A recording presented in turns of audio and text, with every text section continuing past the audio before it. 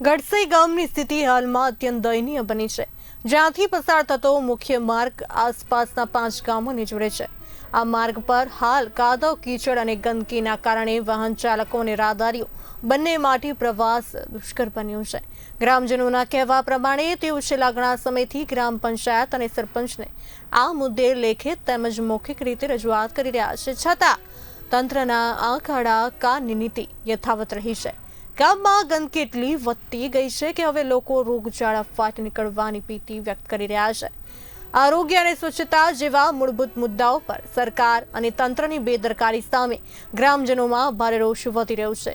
સ્થાનિક લોકોએ આક્ષેપ કર્યો છે કે ગામના સરપંચ દ્વારા તાનાશાહી ભર્યું વલણ અપનાવવામાં આવી રહ્યું છે અને વિકાસના નામે માત્ર કાગળ પર જ ગ્રાન્ટનો ઉપયોગ થતો જણાઈ રહ્યો છે।